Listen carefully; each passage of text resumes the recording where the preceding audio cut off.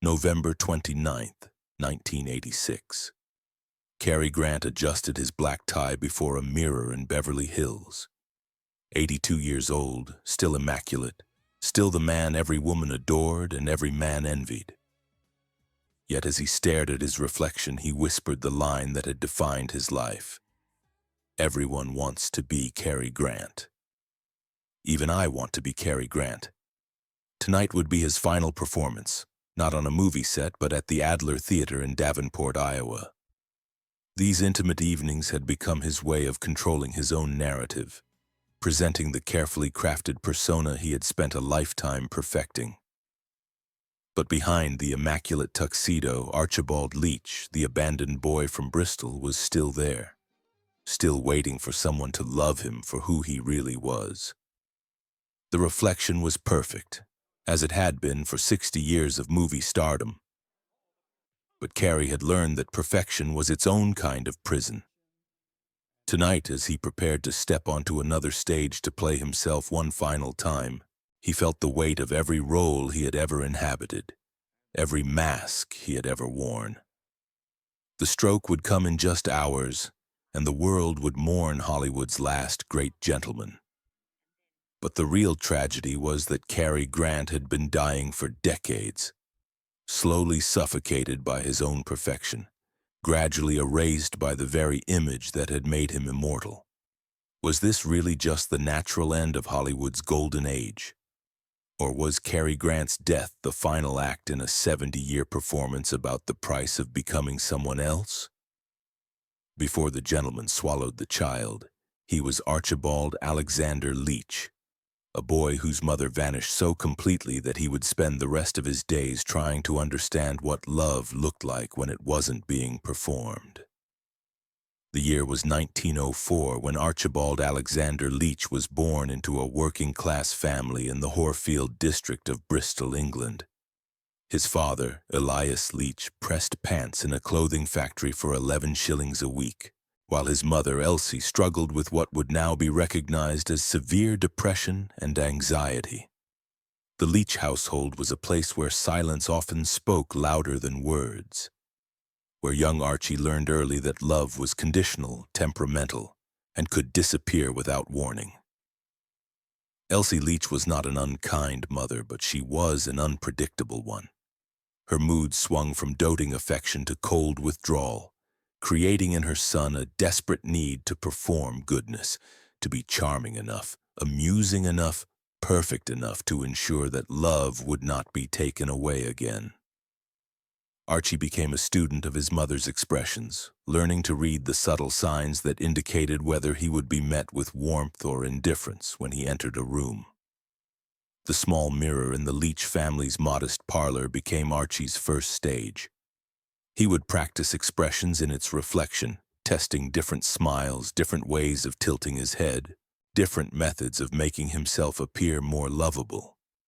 Even as a child of 6 or 7, he understood instinctively that his natural self was not enough, that survival required performance, that love had to be earned through careful presentation of an acceptable version of himself.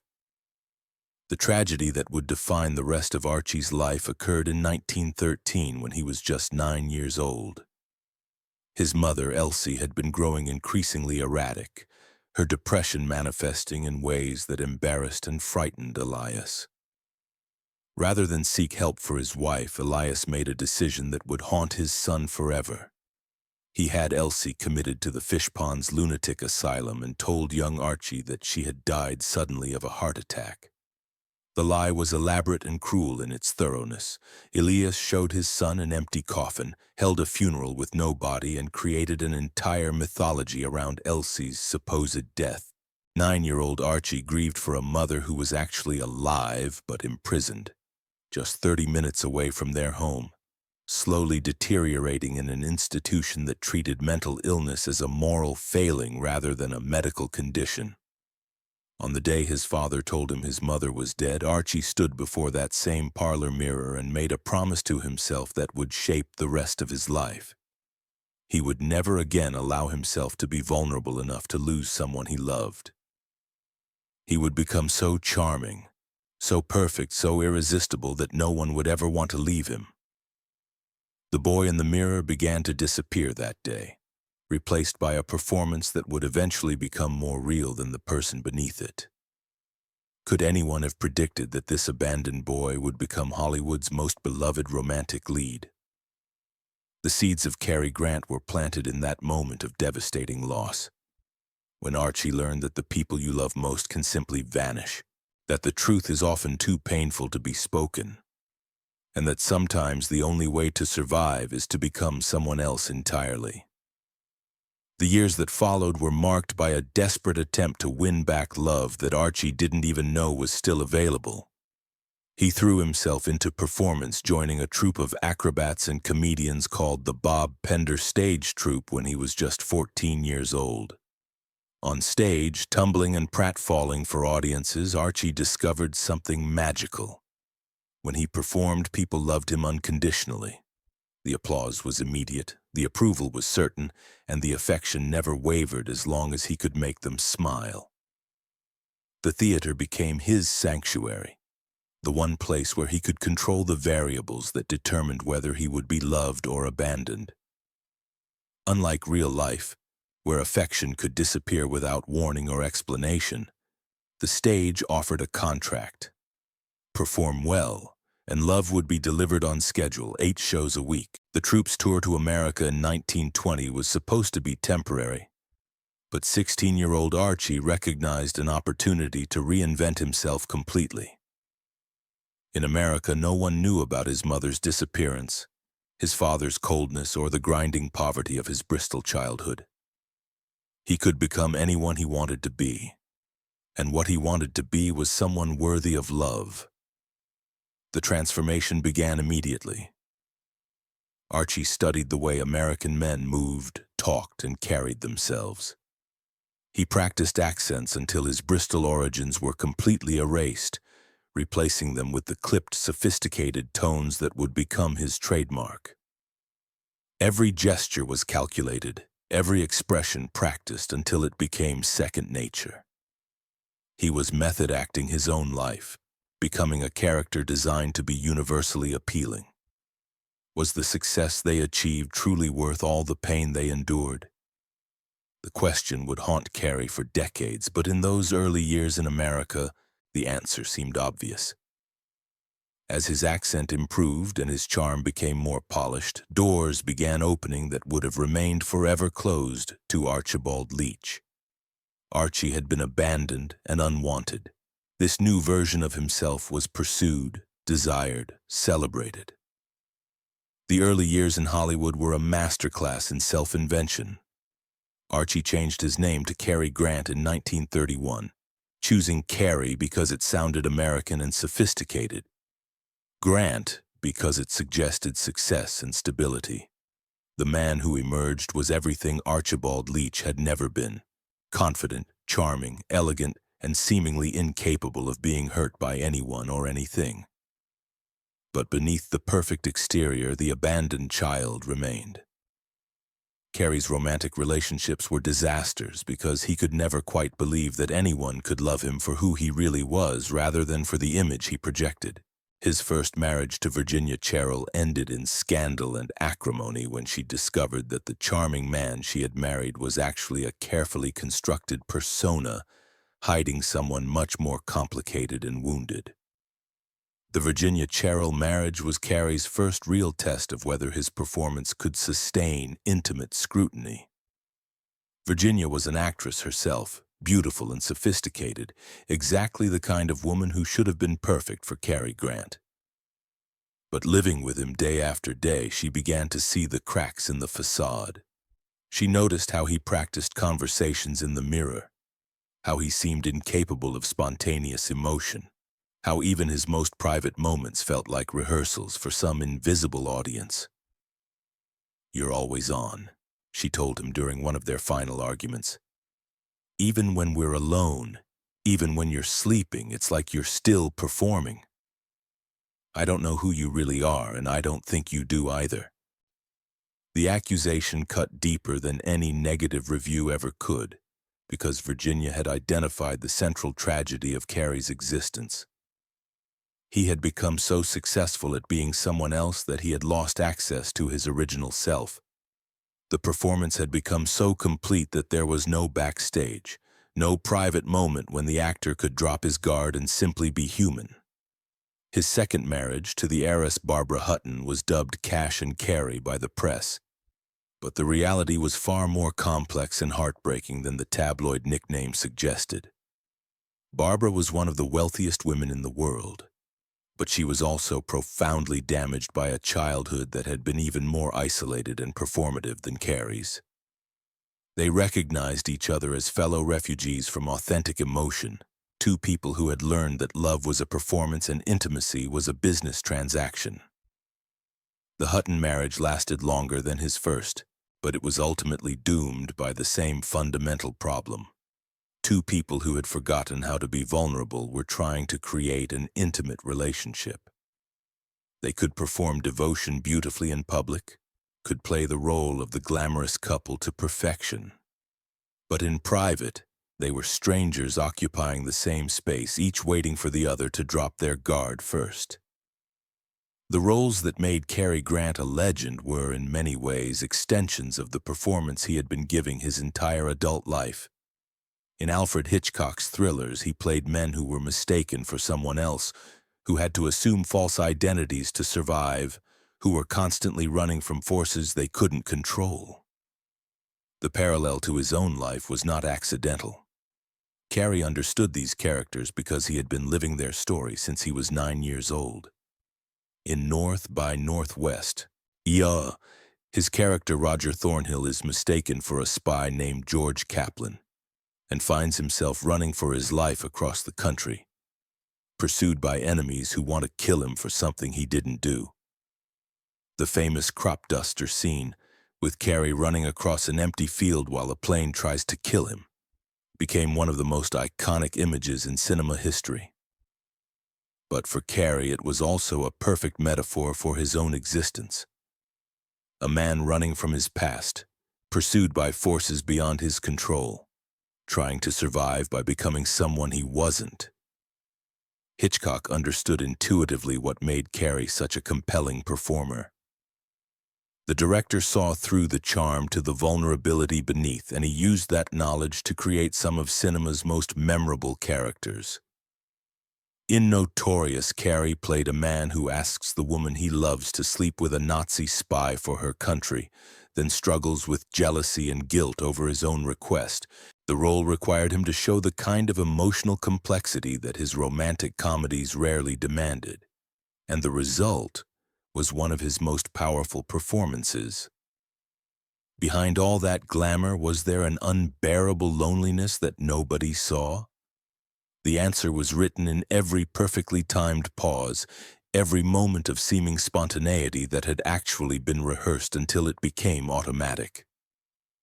Cary Grant was not just an actor playing romantic leads, he was a man playing himself, and the performance had become so convincing that he sometimes forgot it was an act. The loneliness was particularly acute during the height of his fame in the 1940s and 1950s. Cary was one of the most recognizable men in the world, constantly surrounded by people who wanted something from him.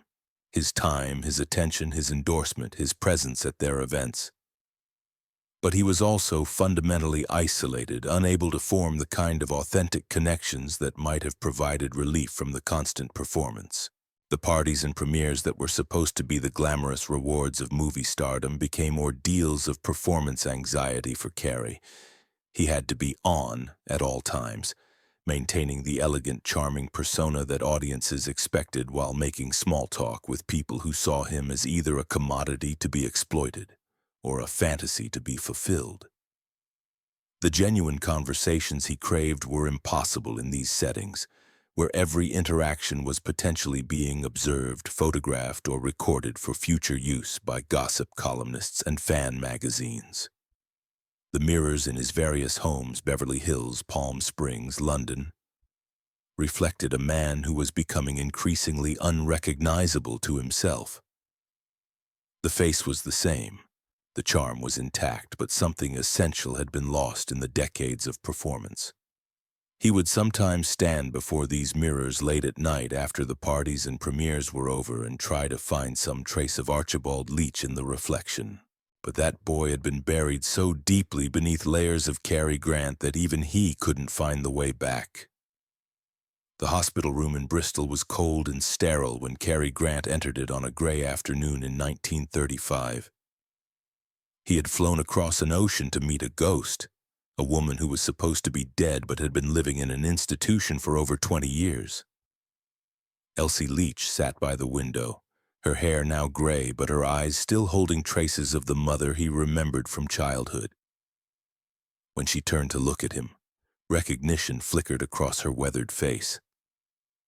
"Archie," she whispered, her voice carrying the weight of 2 decades of separation. "Why didn't you come to see me?" The question hung in the sterile air like a blade.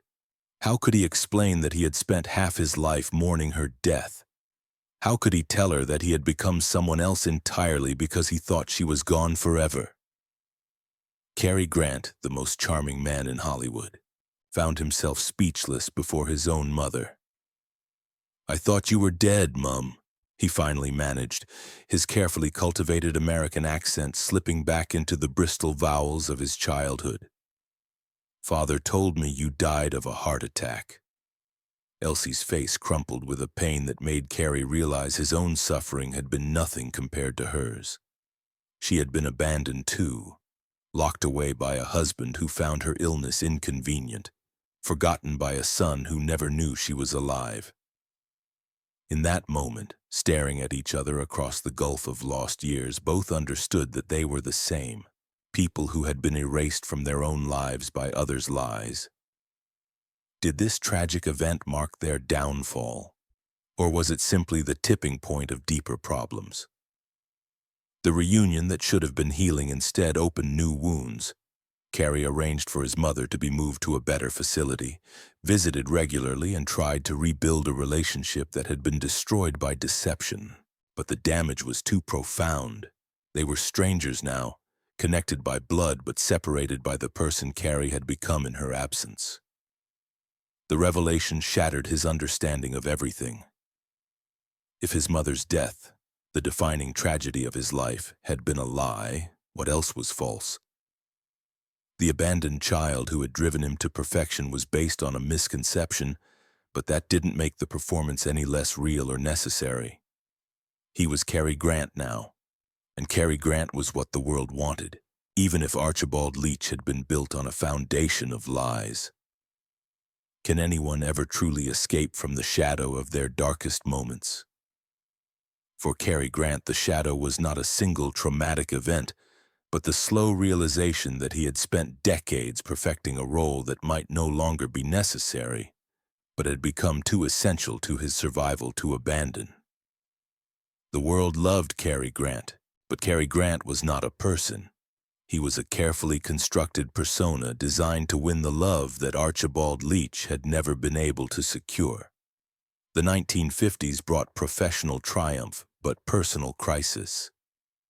Cary was at the height of his powers as a performer, working with the greatest directors of his era, and commanding enormous salaries.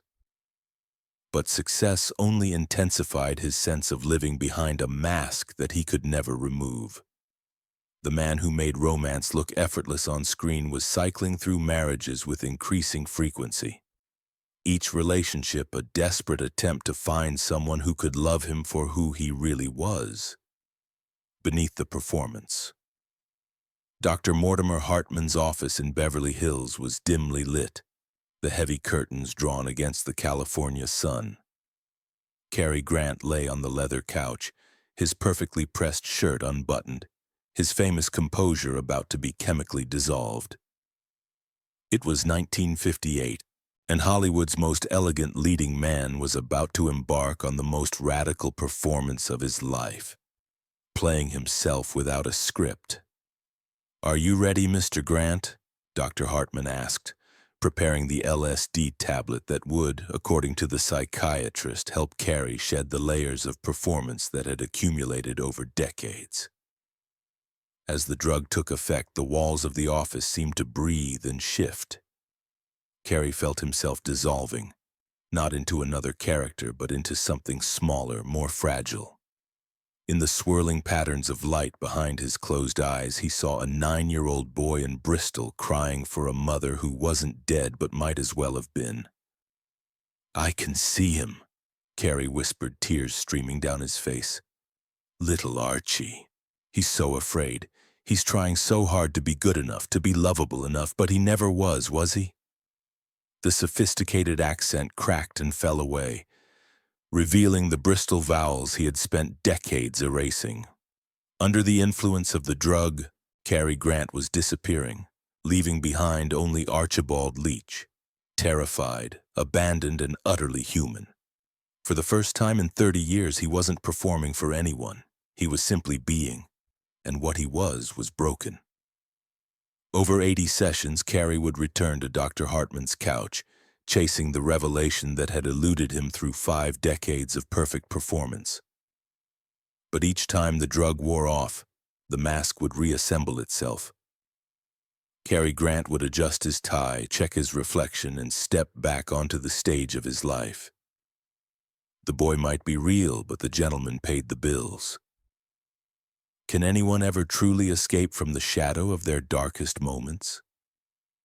The LSD sessions revealed the seam between performer and person, but they also showed how completely the performance had taken over. Even in moments of supposed authenticity, Cary found himself acting vulnerable, performing spontaneity, playing the role of someone discovering their true self. The sessions did produce some changes in Cary's life, though perhaps not the complete transformation he had hoped for. His 4th marriage to Diane Cannon in 1965 was his most psychologically honest relationship, marked by a willingness to show vulnerability that had been absent from his previous unions. Diane was an actress 26 years younger than Cary, but she possessed an emotional directness that both attracted and terrified him. "I want to know who you really are," Diane told him early in their relationship, a request that sent Cary into a panic. After decades of perfecting his performance, the idea of being known authentically was both thrilling and terrifying. The LSD therapy had shown him glimpses of his authentic self, but it had also revealed how little of that self remained beneath the layers of Cary Grant. The marriage was passionate but tumultuous, marked by Cary's desperate attempts to be genuine, while still maintaining the persona that had become indistinguishable from his identity. Diane later described living with him as like being married to a beautiful statue that occasionally came to life. The comment captured the essential tragedy of Cary's existence.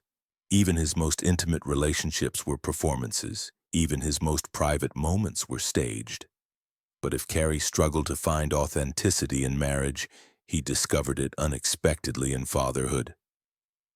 The birth of his daughter Jennifer in 1966 provided him with perhaps the most genuine relationship of his adult life. With Jennifer, he could sometimes remember what it felt like to love without calculation, to care for someone without worrying about whether his affection was being convincingly performed. Jennifer saw through all of Cary's personas to something essential beneath. As a young child, she was unimpressed by his fame, uninterested in his charm, and immune to the sophisticated wit that had captivated millions of fans. What she wanted from her father was presence, authenticity, and the kind of unconditional love that Cary had been seeking his entire life but had never known how to give or receive. "Daddy, why do you talk different when people are watching?"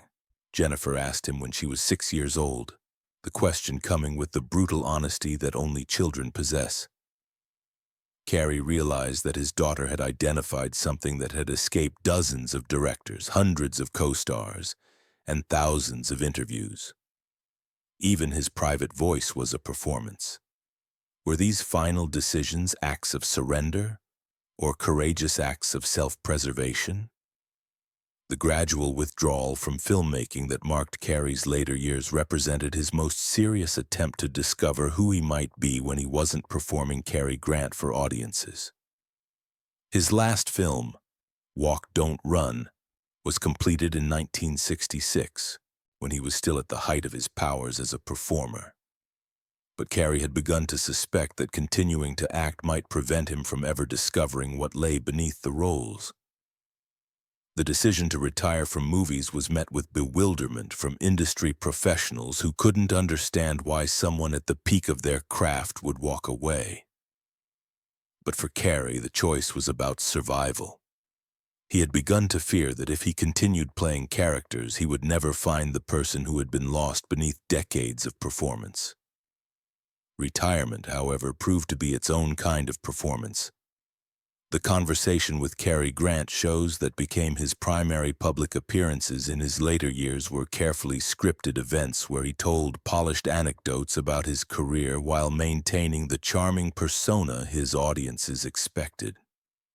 Even in retirement, he was still working, still performing, still unable to step completely outside the role that had consumed his life. The private Cary Grant that emerged in his final decades was a complex figure struggling with the contradictions that had defined his entire adult life. Friends noted that he could be warm and generous one moment, cold and calculating the next, as if different aspects of his personality were competing for dominance. The LSD therapy had fragmented his sense of self as much as it had clarified it, leaving him with a collection of identities rather than a single, integrated person. The question of Cary's sexuality, which had followed him throughout his career in the form of persistent rumors about his relationship with fellow actor Randolph Scott, became another layer of performance to maintain. Whether the rumors were true or false, Cary's response was always the same. A charming deflection that neither confirmed nor denied anything while maintaining the mystery that had always been part of his appeal. The truth about Cary's private life was probably more complicated than any simple category could contain. He had learned so early to perform love, desire, and intimacy that the authentic versions of these feelings had become inaccessible to him. His relationships with both men and women were characterized by the same fundamental problem: an inability to be vulnerable enough to form genuine connections. The years passed and Cary aged into his 70s and 80s while maintaining his reputation as one of Hollywood's most elegant leading men. But the aging process presented new challenges for someone whose identity had been built on physical perfection and timeless appeal. The mirror that had been his first stage now reflected the inevitable changes that no amount of charm could disguise. The careful grooming that had always been part of his routine became more elaborate as he aged, requiring increasing amounts of time and attention to maintain the illusion of eternal youth. The man who had once been naturally beautiful now needed the assistance of skilled makeup artists, carefully tailored clothing, and strategic lighting to maintain the image that audiences expected. But perhaps the most significant change in Cary's later years was his growing awareness of his own mortality. The LSD sessions had given him glimpses of what might have been. The therapy had shown him the cost of his choices, and fatherhood had revealed the possibility of authentic love. As he entered his final decade, Cary began to grapple seriously with the question that had haunted him since childhood. Who was he when he wasn't performing for someone else? The answer remained elusive.